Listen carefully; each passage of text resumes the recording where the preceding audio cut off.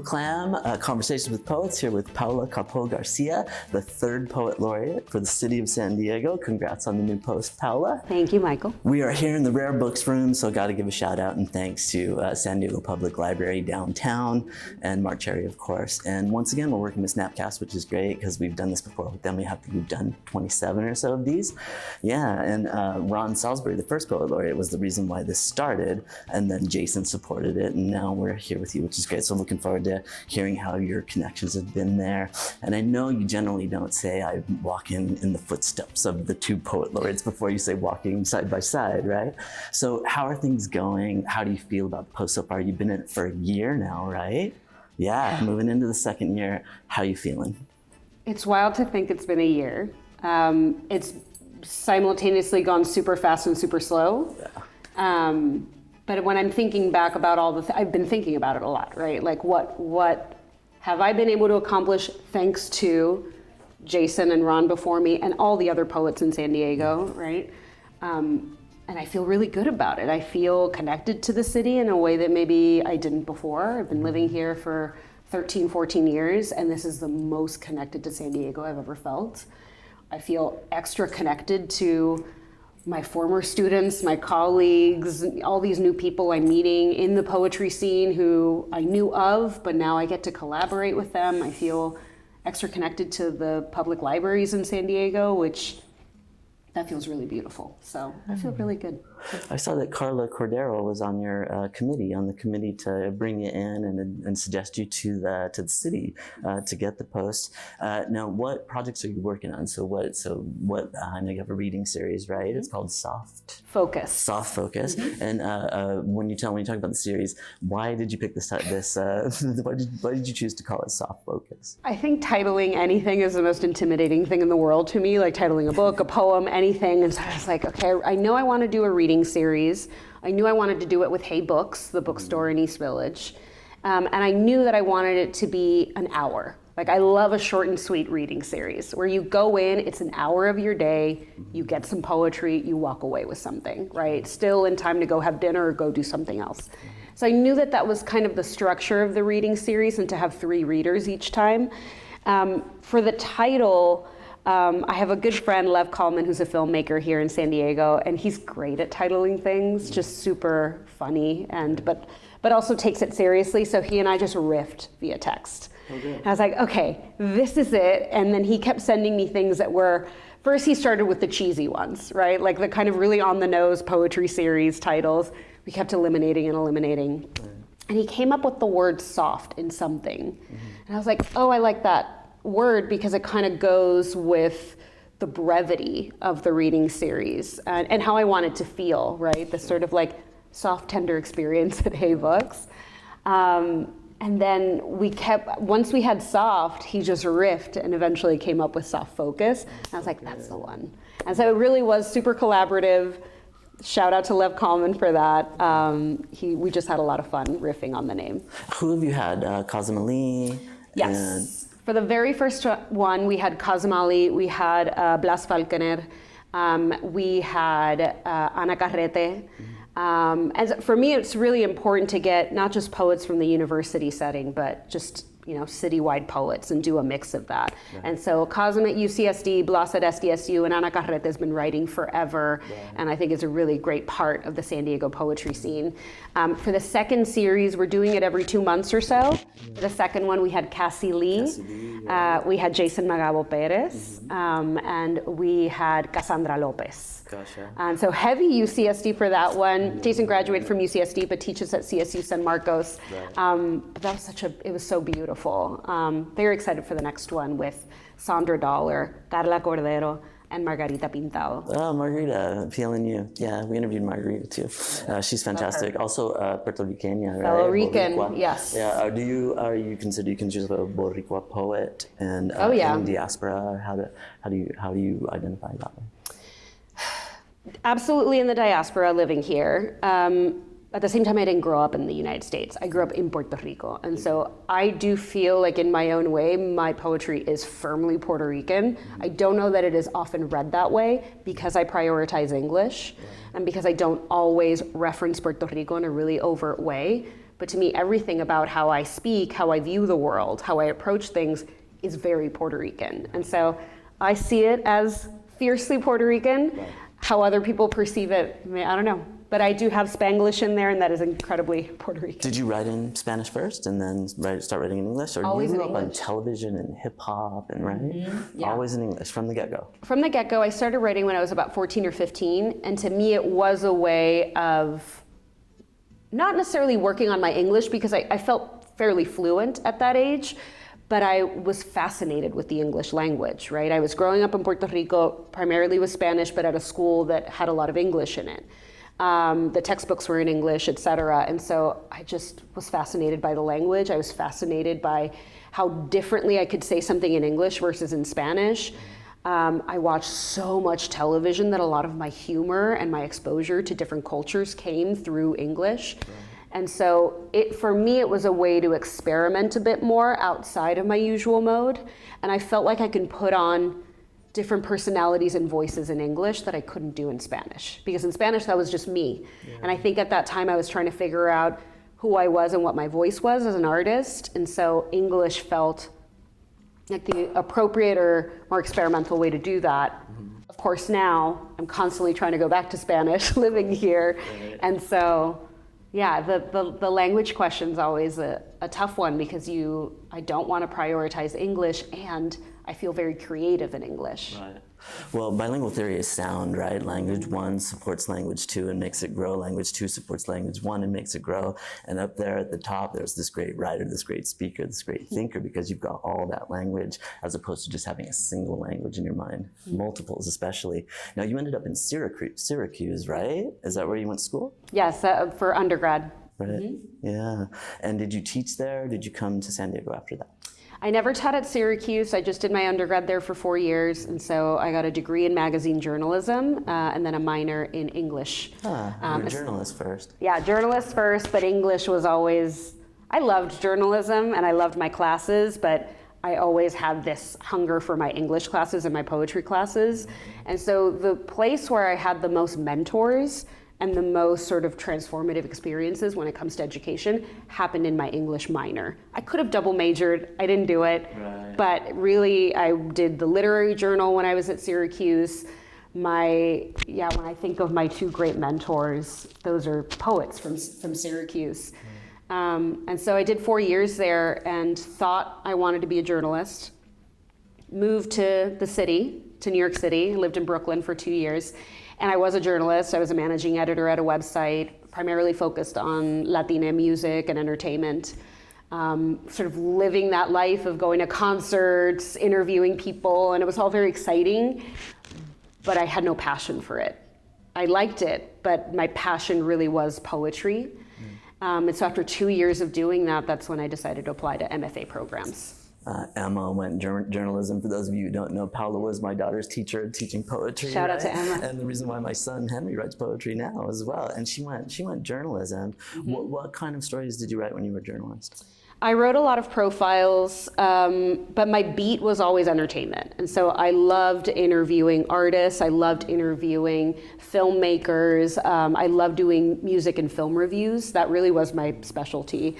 I had a knack for being snarky, and so at the time when you're 19, and so doing film reviews and music reviews worked well. Plus at 19 you're okay with getting paid $25 to go to a show and Oh yeah, well I got paid nothing. I'm like, just give me a free ticket and I'll go, right? And so exactly, yeah, the perks. At that age, being in college and being able to do entertainment journalism, it also it fed into my social life in really great ways, but I loved it. I worked for a lot of magazines and newspapers at Syracuse, aside from also doing the literary journal. Gotcha. And then you came out to UC Davis, right? And what did you do there?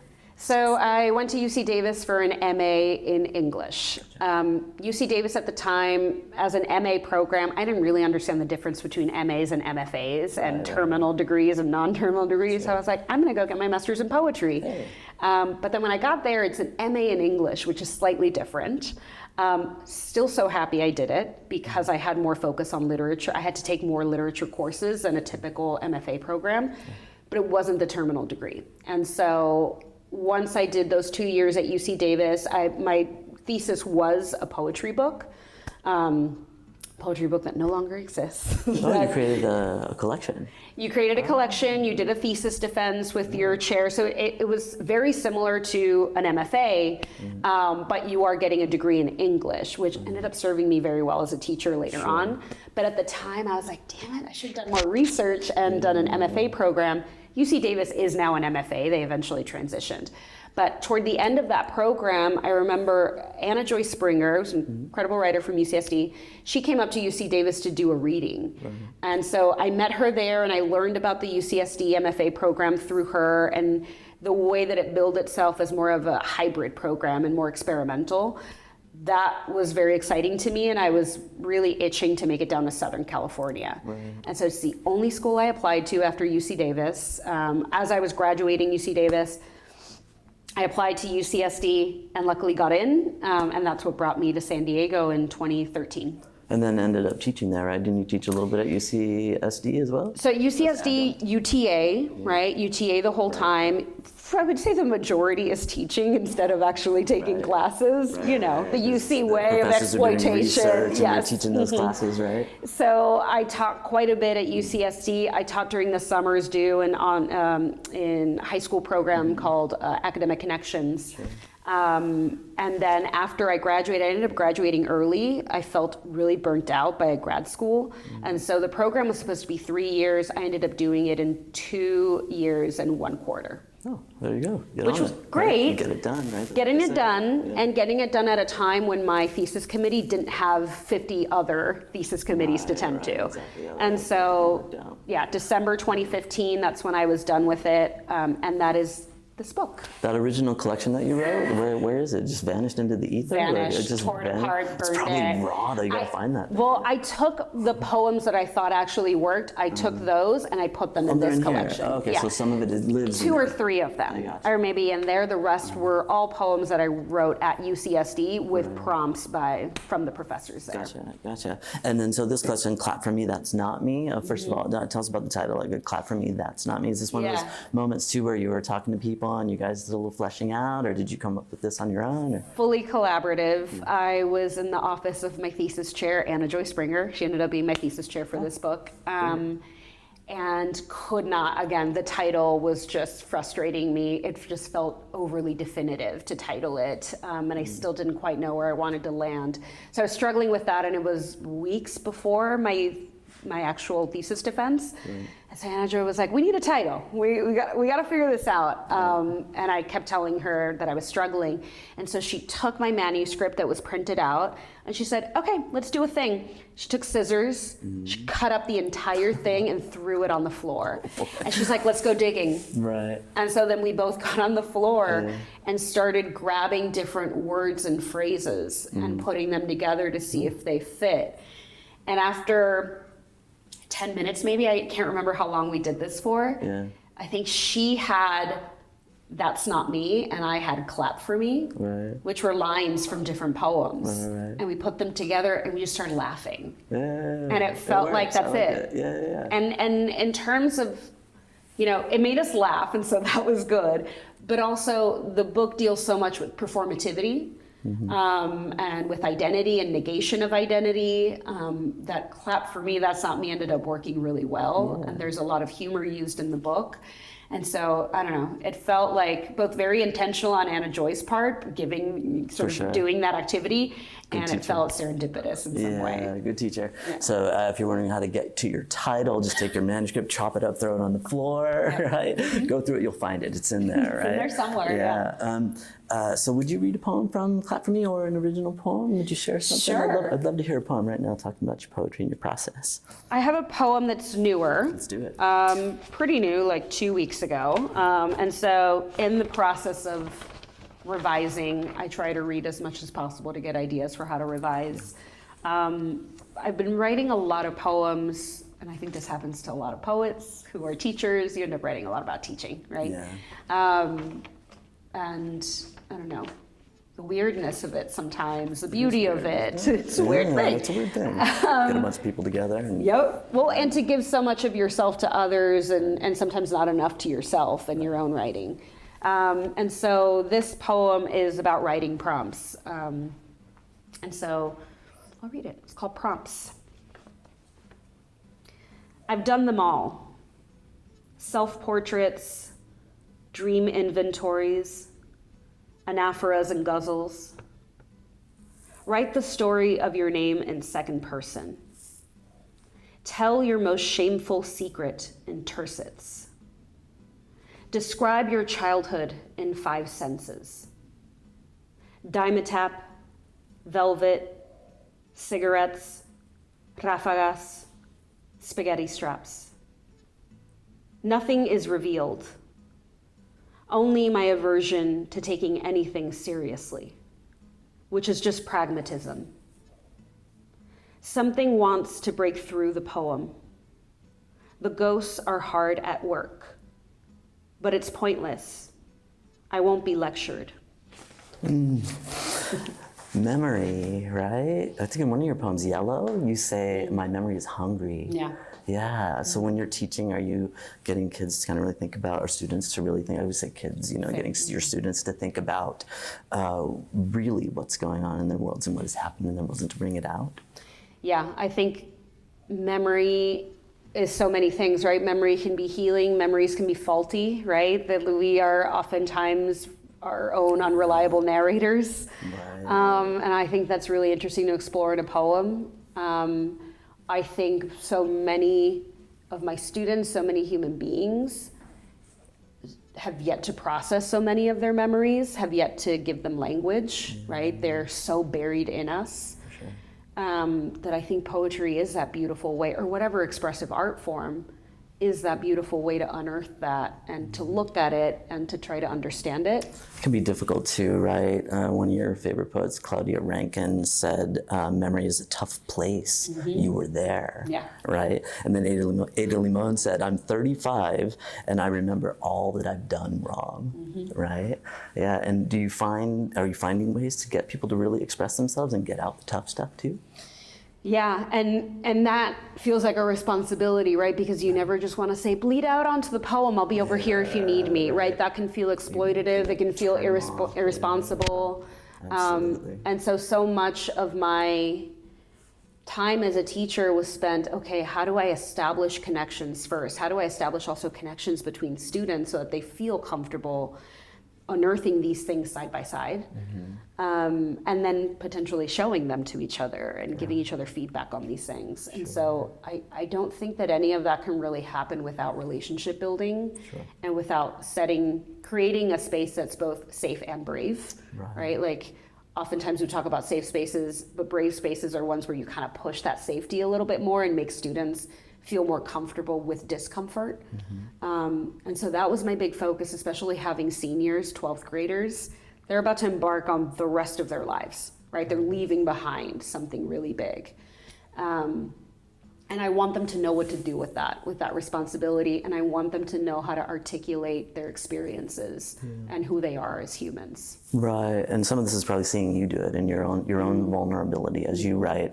And then in the mentor, did you have your students reading quite a bit and you're sharing? We read a lot. And so I would never give students prompts without first looking at models or first looking at other writers. And so Claudia Rankine was one of our best teachers that, each semester. Mentor text. Yeah, mentor text, so important. Ada Limon is a great teacher. I think David Tomas Martinez is a great teacher. Ilya Kaminsky, great teachers. And so, and I was always very curious. By the end of the semester, I would ask students, okay, of all the poems that we read, which one spoke to you the most? Or which one unlocked something in you? And it was always, all of them were picked by different students. It was never just like unanimously this one poem.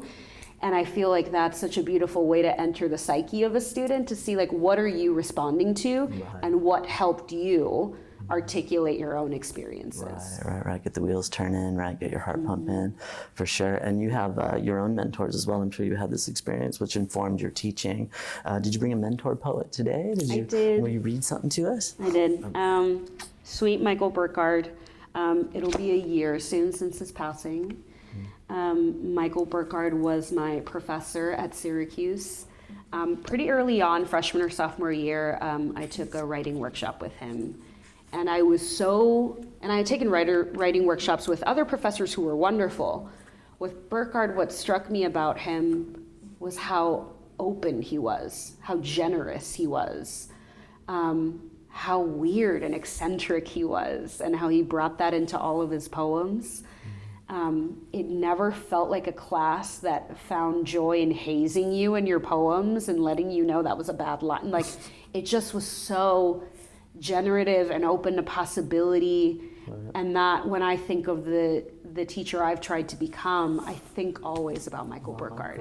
And the availability too, he always made himself available to me in some ways, and every time we would meet weekly. Yeah. New Yorker? He upstate New York, so in Syracuse, and he taught there for so long. But we would meet weekly, we'd sit down, and he'd always have a poem for me. And I was like, oh, I read this one, I think you'd like it. Or I thought about you when I read this one. And he just made you feel like he was genuinely invested in you as a writer and as a human. So I want to... And he got you to your place to a certain degree as a poet and as a teacher. Yeah, I don't think I'd be the writer I am without Michael Burkhardt. Let's go, Michael. Let's go, Michael. All right, this poem is called How to Ask, and it's from his 1998 book, Entire Dilemma. One of the things that I loved, he would just write anywhere. And so you would just see napkins everywhere with poems.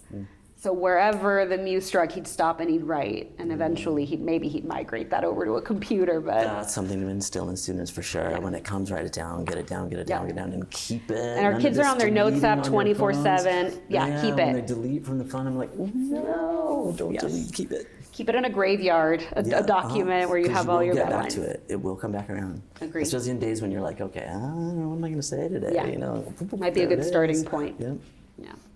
All right, this is How to Ask. Seeing the black-yellow cover leaf of the Kafka book I gave away, now forgotten, until sitting in their house in a certain chair, looking up in a certain way to realize I want this book. Among many I gave away. I want this book back. How to ask. How to sit listening to conversation among the three of us, when most of all, I want this Kafka back. See, Michael's got a good sense. He's got three people sitting around, everybody having a conversation. He's focused on his book. And at first I didn't like his comments. This guy's so arrogant. No, you know, you're a great reader. You know, you're well read. You know, Kafka. Just wants his book back. I want my book back. You know, just kind of picking a moment and going for it, right? As a writer, yeah. And then I was like, all right, well, okay, so he wants you to know these in the Kafka, you know. And I was like, no, that's not really the point, right? And then I was like, okay, well, let me go back and get into some Kafka here, very dark, right? And then Kafka said, don't bend, don't water it down, talking about writing, right? Don't bend, don't water it down, don't try to make it logical, don't edit your own soul according to the fashion. Rather, follow your most intense obsessions mercilessly. Love that. Michael's a teacher, man. Of course he loves this, you know? And then Kafka was, for as dark as he was, right? For as dark as the world, you know, life is hard and then you die, right? He was also a great lover. He was very much in love, and very much in love with life, and very much in love with people. You know what I mean? Yeah, I can see how Michael was your mentor for sure. You know? And do you keep him in a special place on the shelf? And well, I have a few of his books. They're all together, and they're all together next to one of my other mentors at Syracuse, Bruce Smith, who just had another book come out, The Hungry Ghost. Gotcha. But yeah, I love coming back to his books from the 70s, 80s, 90s. He just has had such a long career, and I really feel like he is not a poet we talk about enough in terms of what he contributed to the landscape. Right. So what do you got coming up now? How can people get a hold of you, and what's coming up next in the Post? It's been a year. You got your series running. You've been all over. You did a reading at a women's prison, right? Yeah. And then you've been up to Los Angeles, I saw, and reading with the plants and the whole thing, or is that coming up? That happened already. That was really beautiful. How was that? Yeah. Was that beautiful? Yeah. Yeah, I got to do it with the West Hollywood Poet Laureate, Jen Chang over there. She invited me to her reading series. And what I loved about her reading series is that she'll invite a featured reader, but then she'll curate a list of other poets to read one poem each. So we're all sitting in a circle. Half of them will read their one poem. Then I read about 10 poems or so, and then the other half will read their individual poems. And so, I don't know, it felt like a really beautiful community gathering. Yeah, that's it. It's about community, yeah. And you're headed in that direction, you're bringing people in and working with community. Who are you working with now? Who do you plan to work with in the future? So as Poet Laureate, you carry out a project your second year. And so we will be announcing my project in January, but basically I'm going to be collaborating with the great Bernal Books. They're a zine archive and risograph printing studio in Normal Heights on Adams Avenue. They have a great store, mini gallery, and workshop space there. And our plan is to put together zines where we are publishing local poets in it. And each zine will have a focus. But the idea is that I want to marry poetry and zine making, because zine making has such a rebellious history to it, and such a political history. And so I want to show the connection between the two forms, right? And the ways in which we can use both to advocate for ourselves. And to also celebrate what it means to be a San Diegan, which can look like so many different things. And so we'll have an issue dedicated to people who are currently or formerly incarcerated. And I'm working with a group called Poetic Justice for that. I was able to work with them by going into one of the women's detention facilities, and it really was a life-changing experience. And I brought them in to talk to some of my students who are developing English teachers, and they got to speak to them. And so I want to keep working with them as much as possible. Even beyond being a poet laureate, I want to continue to work with them in some way. I will also be working with a filmmaker, a former teaching partner of mine, Victor de la Fuente. We are going to put together a video poetics workshop series. And so I will lead the first part of the series, and this will be free. People can sign up, and we'll choose a small cohort to do the first one. But we will write poems, and then we will take one of those poems and turn it into an experimental short film with Victor. And those will be exhibited at the Athenaeum Art Center at the end of 2026. I love it. So I'm really excited about that. That's my passion, is to combine visual art and poetry as much as possible, to look at them as sister mediums, right? To think of them as... Just like Michael, right? That the visual goes with the poem, that the poem itself is a really powerful visual as well. And also, can we make it more accessible to people who think that text and poetry is beyond them, but if we look at it as a visual object, right, that might bring more people into the poetry fold. The zine makers, now, if you want to get involved, how do we do that? So if we want to jump in on your project and be part of it and publish, how do we do that? There will be a call for submissions that's going to launch in January for both. There'll be a call for submissions. It'll be through the city. We will have a call for submissions for the zine series, for submitting poems. And then we'll also have a call for applications for the video poetic series. And that one will be hosted in March. But the rest of the zine, we're going to be putting that together all year. I'll be leading different workshops throughout the year, different schools, hopefully more prisons, and then also libraries to get more submissions and get people writing more. Great, great. And so you're busy. And it's coming up. You're especially going to be busy here in a minute, right? And then are you going to do your culmination, your coda? Are you going to do that there at Athenaeum? It'll be at the Athenaeum Art Center. At the end of the year, we'll have a big poetry reading. We'll do a zine release party. And so we'll have some of those poets read. Release party. This is a good idea. Community, right? Get everybody in there, right? Also sort of built-in audience, too. Nicely done. And then it'll be an opportunity to also look at the video poems on display in the gallery. So you got this prepared. You're ready. You're not fleshing it out right now. You know exactly what you're going to do. Well, we spent all the past few months fleshing it out, because you have to propose it to the city. But I've been thinking about this since I got the gig of what would I want to do? A lot of these things are things that I did with my students when I taught at High Tech High. And so Henry made one, Emma made one of my kids. Right? Zines, important art forms that I think we don't often give it the respect that it deserves as a historical document. You create it, you make it, you have it. It's out there in the world. It's there forever. It's DIY. It's accessible. In many cases, it's anti-authoritarian, and so. I want that to be the way that I leave something behind after this tenure. But yeah, really excited. And Bernal Books is an incredible organization. Victor's an incredible filmmaker. Poetic Justice, just to be able to have all these community partners, that to me is the big focus. Yeah, and we'll set it up so that the people know how to get to find everybody involved. And are you also going to be doing readings again? What's the next reading you got? So you got soft focus. Yes. Right? Are you going to do 2 more of those? Or? I'm going to do, as of right now, I'm going to do 2 more. I have the January one confirmed with Carla Cordero, Margarita Pintado, and Sandra Dollar. So excited for that one.